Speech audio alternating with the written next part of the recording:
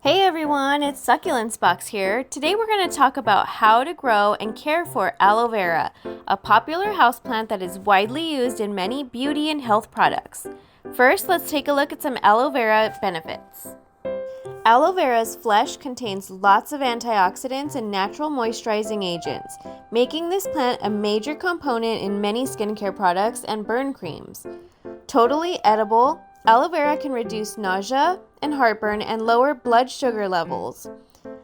A small amount of aloe can also act as a natural laxative, but it is not for people with IBS, Crohn's disease, colitis, or hemorrhoids. Oh, and according to NASA, aloe vera is one of the best air purifying plants you can buy. Now let's check out the general care for this perfect houseplant. For light, you'll want to stick with bright indirect sunlight and avoid harsh direct sun. Although this succulent can tolerate full sun, its leaves are very delicate. Indoors, keep your aloe vera near an east or south-facing window so it can have bright indirect light for at least 6 hours each day, with brighter light in the mornings. When growing outdoors, ensure your aloe is under some shade during the afternoons when the sun is at its harshest. When it comes to soil, this desert succulent prefers well-draining, porous soil with a pH level ranging from 5.5 to 8.5.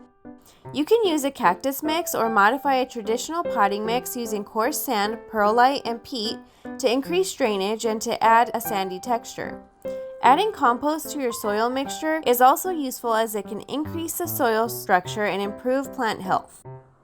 This drought-tolerant succulent should be watered once every few weeks or when the soil is dry to the touch. We recommend that you use a single-hole watering can or watering bottle to water thoroughly and let the soil dry out completely between waterings. Bottom watering is also a good alternative. You should avoid getting any water on the leaves, as excess can lead to mold growth if left unattended. As for temperature, this desert plant thrives in USDA agricultural zones 10 through 12. Aloe is not frost hardy, so it requires warm temperatures and should be kept indoors in cooler areas. It also prefers dry air to high humidity. Aloe grows best in humidity level of around 40% and temperatures between 70 and 80 degrees Fahrenheit.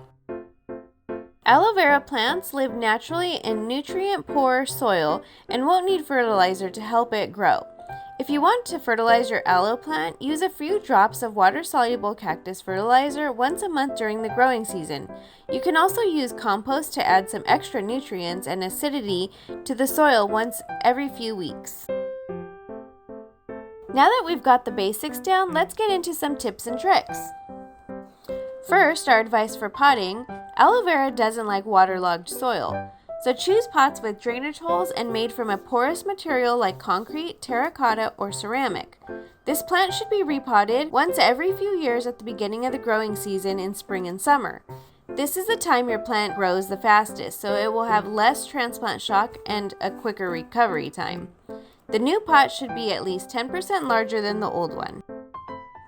Aloe vera plant usually starts blooming when it's at least 4 years old, producing beautiful, spiky, red, pink, or orange blossoms on very tall stems during its growing season. To encourage blooming, simply increase temperature and light exposure and add a little fertilizer into your watering routine. If your aloe doesn't bloom, it might not be mature enough yet. During dormancy in the winter, your aloe vera plant will stop growing and may look wilted or even dead. What you need to do is stop fertilizing, reduce watering to half, and keep your plant toasty at around 70 to 80 degrees. Your aloe will come back and grow again in the spring. Now is the most exciting part. What you want to collect is the gel in the leaves. The first thing to remember if you'd like to harvest your aloe is for its medical benefits. You'll need to be 100% positive that your plant is an aloe vera. Second, only harvest mature aloe vera plant which can bloom already.